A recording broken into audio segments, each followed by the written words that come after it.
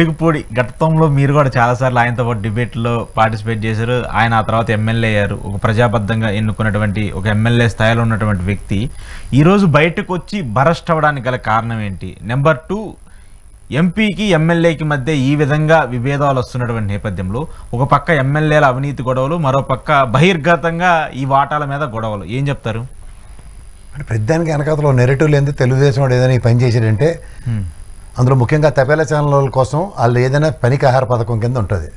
మన దీంట్లో అనవసరంగా ఊహించుకుని యాజ్ ఇఫ్ ఏదో జరిగిపోయింది అనుకునే దానికన్నా ముందు ఏం జరిగిందో ప్రజలకు ఒక్కసారి చెప్తే, ఒక మెడికల్ హాస్పిటల్కి సంబంధించిన విషయం, అలాగే ఆరోగ్యశ్రీ బిల్లు ఇవ్వకపోవడం అండ్ ఎంటైర్ మెడికల్ ఫర్టర్నిటీ స్ట్రైక్ చేస్తుంది కనబడుతుంది పక్కన.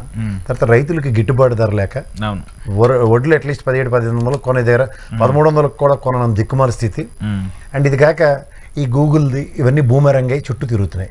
ఇది కాక ఎంప్లాయీస్కి డిఏలు గత ప్రభుత్వంలో 11 డిఏలు ఇచ్చారు. సంవత్సరం 10 ఇస్తే చాలు అసలుకి.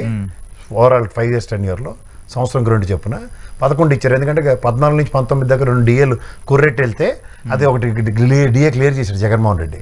వచ్చిన వారం 10 రోజులను ఐఆర్ ఇచ్చాడు. ఇవన్నీ వాళ్ళకి నచ్చక వాళ్ళ బాధ ఏంటంటే ప్రభుత్వాలు మార్చేస్తారు కదా, మార్చిన దానికి వాళ్ళు గడ్డలు తిడుతున్నారు.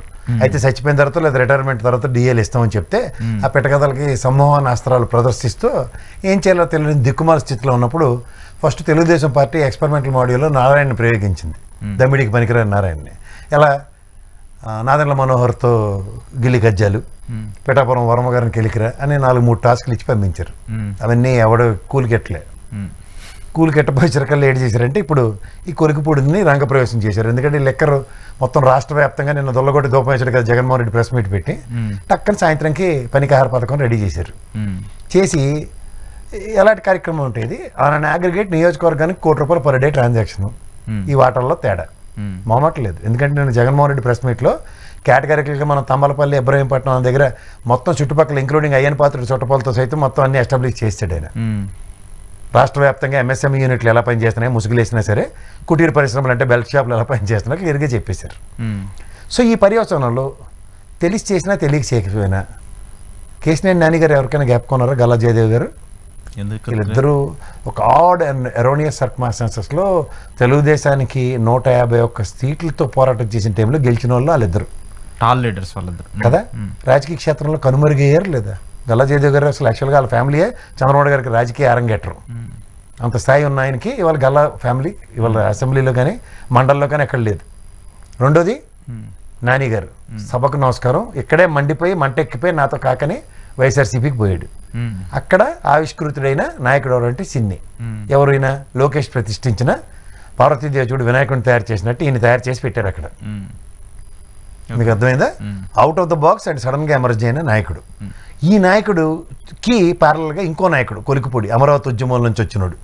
వీళ్ళిద్దరూ విశ్వామిత్రుడు ప్రతిష్ఠిలాగా తెలుగుదేశానికి లోకేష్ గారు ప్రతిష్ఠించిన నాయకుల కింద వీటిని అభివర్ణించాలి. ఒకటి. రెండోది మీరు జాగ్రత్తగా గమనిస్తే నిన్న ఎవరికి అనుమానం రాకుండా ఆఫ్టర్ ఆల్ ఆ తపేలా ఛానల్లో కిరసనాలు అమ్ముకున్నాడే నీ అమ్మాయికి ఫీజు ఎవరు కట్టారు? ఫీజు కట్టలేని నిస్సాయ స్థితిని ఇల్లు అమ్ముకున్నారు. ఎలక్షన్ అఫిడవిట్లో 1,87,00,000 డిక్లేర్ చేశాడు ఆయన. 5 కోట్లు ఎక్కడి నుంచి వచ్చాయి? వెనకటికి ఎప్పుడైనా సినిమాకి వెళ్ళిన థియేటర్లో ఫస్ట్ ఒకటి వేస్తారు, మా ఆవిడ 2 గాజులు కూడా అమ్మివలసి వచ్చిందా నా ఆరోగ్యం. ఆ యాడ్కి తగ్గట్టుగా మా భువనేశ్వరమ్మ గాజులతో సైతం అమరావతి ఉద్యమంలో జోలి పట్టి చంద్రబాబు గారితో కూడా డబ్బులు కలెక్ట్ చేశారు. ఆ లెక్క ఇప్పుడు ఎవరికైనా చెప్పారు? అంటే మీరు చెప్పేది ఏంటి, అమరావతి ఉద్యమంలో ఇచ్చినటువంటి చందాలు ఆ డబ్బులన్నింటినీ కూడా కోసం చేశారని చెప్పి ఎవరికైనా ఇలా లెక్క చెప్పారా? ఇంకా 24 గ్రామాలు ఇగో ఐసిఐసిఐ బ్యాంక్ స్టేట్మెంట్ ఆయన పంపించింది అది 5 కోట్లు. ఎంత పిండికి అంత రొట్టె అంటారు. నీకు సామర్థ్యం లేని దగ్గర ఎక్కడి నుంచి డబ్బులు వచ్చాయి? మీకు ఎవరైనా మీ ఫ్రెండ్స్ సర్కిల్లో 10-20 వేలు అప్పు తెచ్చుకోగలరు ఈ రోజున పరిస్థితుల్లో? ఇచ్చేవాళ్ళు ఉంటారు కదా సార్, అంటే 10-20 వేలు అప్పిస్తారు. ఇచ్చేవాళ్ళు ఉంటారు, కొంతమందికి ఇచ్చేవాళ్ళు ఉంటారు, కొంతమందికి ఉండండి. గౌరవపడిపోకండి, అందరూ బతుకుతున్నాం, అందరూ ఫ్యామిలీ లైఫ్ లో విజువల్స్ చేసుకున్నా. ఎవరికైనా 5 కోట్లు అప్పిచ్చి ఫ్రెండ్స్ ఉంటారా సార్? ఎందుకు ఉంటారండి. అదే బిజినెస్ మ్యాగ్నెట్లు ఉంటారు సార్. ఈయన బిజినెస్ మ్యాగ్నెట్ సార్. ఆయన ఏదో ఒక నిమిషం ఆగండి. మీరు ఊరికే మీరు ఆ ఛానల్లో పనిచేసినట్టు ఛానల్స్ కాదు, కొంచెం ప్రభావం ఉంటుంది సార్. చెప్పండి ఒకసారి. మళ్ళీ అనమాట ఇప్పుడు రావుస్ అకాడమీ ఇలాంటి ఐఏఎస్ అకాడమీలు 4-5 నాకు తెలుసు ఇక్కడ హైదరాబాద్లో. ఎంతమంది ఐఏఎస్ని ప్రొడ్యూస్ చేసాడు ఈయన ఐపీఎస్ని? ఉదాహరణకి ఈ అకాడమీకి ఎంత ఫినామినల్ గ్రోత్ ఉంది. ఇప్పుడు ఉదాహరణకి మాకు విజ్ఞాన కాలేజీ రత్తయ్య గారు ఉన్నారు, ఆయన రాజకీయ అరంగేటంలో ఉన్నారు, పనిచేశారు. నారాయణ గారికి కోచింగ్ సెంటర్లు ఇవన్నిటితోనూ ప్రజలకి డబ్బులు ఎలా ఉన్నాయి, రాజకీయాలు ఉన్నాడు, పనిచేస్తున్నాడు. అంత ఎఫిషియన్సీ ఏమైనా ఉందా? లేదు. అఫీషియల్ గా చెప్పండి, ప్రజలకు అర్థం అవ్వాలి కదా. ఇప్పుడు అమరావతి ఉద్యమంలో లైమ్ లైట్ లోకి వచ్చిన వాళ్ళే కదా తపేల ఛానల్ కూర్చోపెట్టి అప్పటిదాకా వీళ్ళు ఎవరు కూడా వాడికి తెలియదు కదా. ఛానల్ వదిలేండి సార్, మనుషుల గురించి చెప్పారు. మనుషుల గురించి చెప్తాను, వాళ్ళు తీసుకొచ్చిన పబ్లిసిటీ కదా. ఉదాహరణకు బాలకోటే గారు కానీ లేదా ఈ కొరికపూడి వీళ్ళందరూ ఆ ఉద్యమం నుంచి వచ్చిన నాయకులు అంటే వాళ్ళకి నిజంగా వీళ్ళు ఉద్యమంలో వీళ్ళు చేశారా వాళ్ళు చేశారో ఒకసారి ప్రజలకు కూడా తెలియాలి కదా. వీళ్ళకి రాజకీయ క్షేత్రంలో బాలకోట గారికి ఒక పదవి వచ్చింది మొన్న, ఈయనకేమో తిరువురులో ఎమ్మెల్యే పదవి వచ్చింది. మరి మిగిలిన వాళ్ళు స్వచ్ఛందంగా ఇచ్చిన 29 గ్రామాల 34,000 ఎకరాలు ఇచ్చిన రైతుల్లో ఎవరికైనా పదవి వచ్చిన ఉదంతో చెప్పండి. వాళ్ళకి ఎవరికి రాలేదు. So this are all nothing but ఒక ఉద్యమ నేపథ్యంలో 10 అడుగులు ముందుకేసిన వాళ్ళకి ఒక పునరావాస కార్యక్రమం పార్టీ పరంగా కల్పించింది. ఇది ఒప్పుకోవాలి కదా. అంటే indirect form of evaluating respective party, ఇది మనకి ప్రాథమిక. సో ఇప్పుడు డబ్బులు లేని ఇతని నేపథ్యం ప్రజలందరికీ తెలిసిన విషయమే. ఉదాహరణకి ఈయన జనసేన పార్టీలో జాయిన్ అయ్యి టికెట్ తెచ్చుకోవడం అనుకుంటే అంటే నేను ట్రాన్స్పరెంట్ పాలిటిక్స్ చేస్తాను, నేను లంచాలు తీసుకొని ఒకటి రూపాయి తీసుకొని టికెట్ ఇచ్చాను అనుకోవడానికి. ఈయన జనసేన పార్టీ నుంచి కాదు కదా, నెక్కొచ్చింది తెలుగుదేశమే. మన మల్లారెడ్డి గారి ఎలక్షన్ ఎవరికైనా గ్యాప్ ఉందా?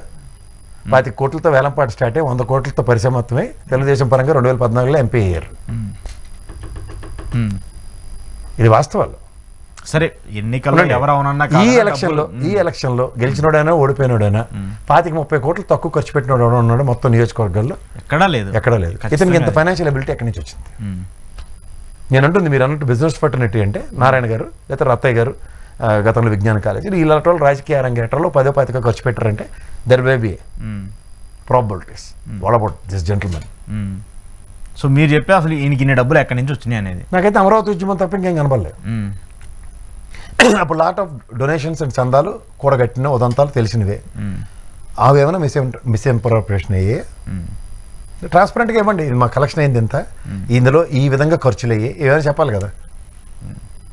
సరే, ఎక్సెప్ట్ దట్ సార్ మీరు అన్నట్టు ఓకే, ఆ డబ్బులు పక్క వచ్చేసినాయి. అసలు ఇప్పుడు ఎందుకు ఈ ఇష్యూ బయటకు వచ్చింది? ఇప్పుడు దీన్ని ఎంతగా అక్కడ జరుగుతుంది జరుగుతున్న అవసరం ఆబ్వియస్లీ అక్కడ ఎన్ని నెత్తి వాచిపోతున్నాయి సార్. పక్క మెడికల్ కాలేజీల ఇష్యూ, ఓ పక్కేమో లిక్కర్ స్కీమ్ కాదు సార్, స్కీమ్. మూడోది డాక్టర్స్ అందరూ స్ట్రైక్లో ఉన్నారు ఇప్పుడు ఆరోగ్యశ్రీకి సంబంధించిన దాంట్లో బిల్లులు పే చేయట్లేదు. తర్వాత ఎంప్లాయీస్ బూమేరంగా అయింది, వ్యవసాయదారుల పరిస్థితి అధోగతి పాలైంది, ఎన్ని ఇష్యూస్ ఫైల్ అయిపోయి ఉన్నాయి. సో వీటన్నిటిని డీవియేట్ చేయడానికి ఇప్పుడు ఏదో ఒక కాంట్రవర్సీ ఇష్యూని బయట controversy they have been addressing from last few months. అది ఇప్పటి నుంచి కాదు, ఒక 3-4 months నుంచి ఎక్కువగానే ఈ టాపిక్ అంతా నేను ప్రెస్ మీట్ లో పెట్టినవి ప్రభుత్వం మీద ఎండగట్టినవి అన్ని పక్కపోయాయి కదా. ఇప్పుడు దీని మీద డిబేట్ అయింది కదా మనకి. రెగ్యులర్ గా పనికొచ్చి పనిచేసి మీరు కూడా ఈ చెత్త మీద ఎత్తుకున్నారు కదా, అలా కావాల్సింది అదే. అంటే ఇప్పుడు ఈ డైవర్ట్స్ అన్నిటిని చేయడానికి కోసం దీన్ని అనలైజ్ చేశారు. ఆబ్వియస్లీ ఇదో 10 రోజుల పాటు పనికాయారు పథకాలకి అసలు డైరెక్ట్గా వాళ్ళే కూర్చోబెట్టి మాట్లాడుతున్నారు కదా. అవినీతికి సంబంధించి కేసు నుంచి ఇన్ని చేసింది, హైదరాబాద్లో రియల్ ఎస్టేట్ సంబంధించి ఆయన చేసినటువంటి అక్రమాలు, వీటన్నిటిని కూడా డైరెక్ట్ ఒక ఎమ్మెల్యే బయట పెడుతున్నాడు కదా. పెడితే లచ్చికి సీటీ సంతకు గాజులని చిన్నప్పుడు మాకు సామెత ఉండేది, ఎవరికి ఉపయోగం అది? ఉపయోగం కాదు సార్, ఇంత అవినీతి జరుగుతుందని చెప్పేసి చేస్తున్నారు. అశోక్ గారు నాకు నచ్చకపోతే వేరే ఛానల్కి వెళ్ళి 10 మాటలు చెప్పొస్తా.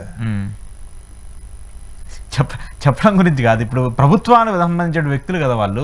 మీరు నేను మాట్లాడితే అది ఏదైనా సరే లేదా అలిగేషన్ చేస్తున్నారు అనుకోవచ్చు. ఒక రెస్పాన్సిబుల్ సిటిజన్ గా ఉండి కొన్ని లక్షల మంది ప్రజలు ఓట్లు వేస్తే వాళ్ళు ఉన్నటువంటి వ్యక్తి ఈ రోజు ఇంత అవినీతి అవినీతిని బయటపెట్టడానికి ఎమ్మెల్యే కింద అనుకున్నారు. తిరువురు నియోజకవర్గంలో ఇంకేం సమస్యలు లేవా? చాలా ఉన్నాయి సార్, అదే నేను అంటున్నా. చాలా సమస్యలు ఇచ్చాడంటే ఈ సామర్థ్యం ఏంటి? ఇది ఫస్ట్ తిరువురు ప్రజలు ప్రశ్నించండి. అది వెనకబడి నియోజకవర్గం కదా, వెనకబడి నియోజకవర్గంలో అప్లిఫ్మెంట్ కోసం ఇస్తారు. ఇతనే ఇంత సామాజిక వర్గ పరంగా ఎంత అభివృద్ధి చెందిన ఉన్నాడు, ఆ నియోజకవర్గానికి ఏం అభివృద్ధి చేయాలో దాని మీద ప్రణాళికాబద్ధంగా ఏమైనా ఉందా? మాట్లాడదాం సార్. వెనుకబడి నియోజకవర్గం ఒక ఎమ్మెల్యే నిలబడిన అతను 5 కోట్ల రూపాయలు ఒక ఎంపీకి ఇచ్చాడంటే పార్టీకి ఎంత ఇచ్చాడు, ఎంత ఖర్చు పెట్టాడు, ఫైనాన్షియల్ అబిలిటీ ఎక్కడి నుంచి వచ్చింది?